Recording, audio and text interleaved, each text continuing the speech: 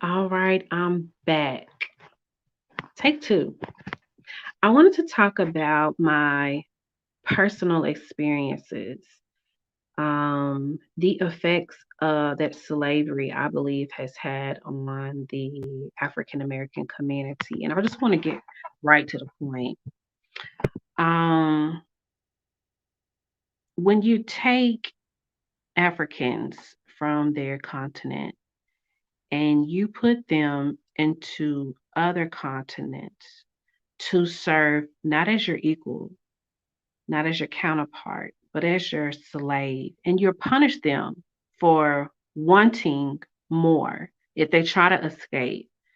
And to hear about all of the things that came along or that come along with slavery of people who are have been kidnapped or taken from their land, you know that sexual things will happen, brutal and harsh and murderous things happen because you're trying to control um, other people. And in order to control them, they did this with guns, with weapons. And this carried on for many years. And with no one to save us, with no one to help us, to end it more speedily, we endured, our people, Africans, endured for, they say, hundreds of years. Um, that's another thing that upsets me. People were very concerned about their lives that they did not intervene. It was something that we had to take a part in, to speak about our injustices, and there are people who believed it with us, but we could not be in our own fight. And yes, Black people did have to fight in order to be free in the Civil War. Now, let me say this: when when we seek, and I want to talk to my people, seeking to find love for those who have not, and I've said this to a friend of mine. If you have not found love, if you are not married and you do not have children, I do not want you to blame yourself. I don't want you to think that you're a late bloomer. I don't want you to think that this is your fault or by some form of metric your situation could have been different, because this has nothing to do with you. You can get all the education to be the best Christian. You can help as many people. You can do all of the right things. But sometimes the word disparage just comes into play. And that is because an attack on your community, they spread your people all across to use them for hard manual labor. That even when you did come together, you were separated again for more hard labor, trying to hold your family together. Just to come all of this for them to not want to tell you you're free and still have to fight for human rights to be equal. We've come very far, but there are still disparagements that are at play here. We are not in Africa anymore. We're in America and we are a minority.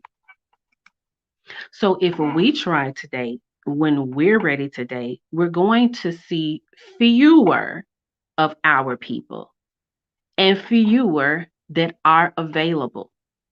They may not be available because they've been married before. They may not be available because they've had a child, or they're not ready because they're not mature enough. But when they're ready, and so I don't want you to lose heart, but take heart in knowing that if you're ready, that is something to be celebrated because you've done your work, you've done your hard work, and it doesn't stop here. Continue helping others to get where you are, helping others to grow. And as you continue to do so, you'll continue to grow. And when that right person comes along, because you got to claim it by faith, even though they say the cards are stacked against you and they want to see you as another stereotyped um, statistic,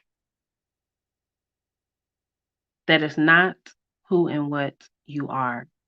Education is key in high performance. and also meeting other rivals in that same field where you can have healthy competition. But knowledge is truly what we lacked. Freedom was what we lacked.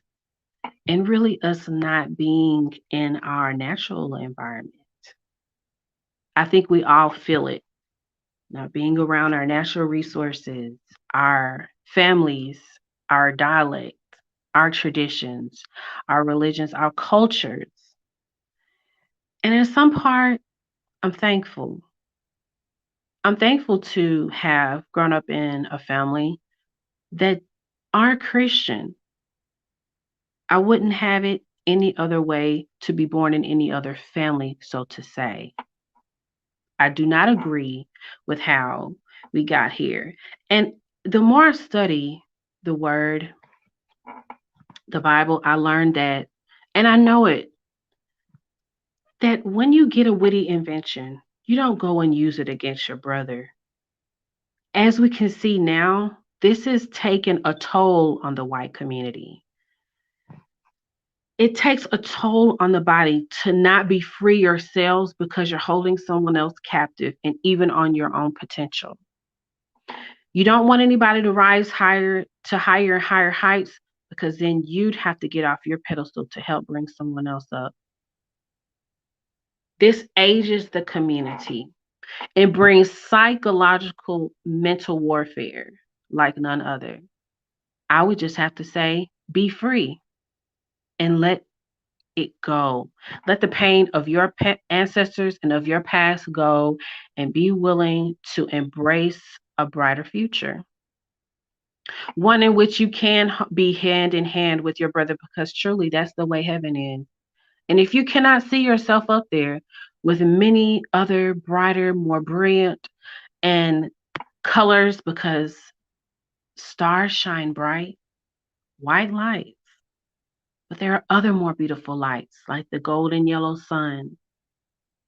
And I just need for you to see the world in color. Don't say you don't see color because even in the darkness of night is where you shine bright. And isn't black a color? So I just want us to really embrace cultures, embrace the fact that we're all human, but we're all different. We all have something to bring to the table. Someone could have, even if you were born different, they have something to bring to the table. We have to be respectful, acknowledge others' differences, and be truly there to be there in support of someone else's vulnerability instead of taking advantage of their disability. All that to say, be kind. The Black community has suffered enough. And understand that when people are in a strange land and they're foreigners, because many of us still feel like foreigners, we're not around our kind in numbers, our people. And it really hurts us that we haven't gotten to experience that. Just try to be a little more understanding while you come and want to date within our community. Try to understand the hurts and pains that have been caused and that Black women will feel because of the numbers. And why does this seem that some people always get what they want, and when they're ready, but I have to wait? But the Bible says, and the last shall be first, and the first shall be last, and the head will become the tail.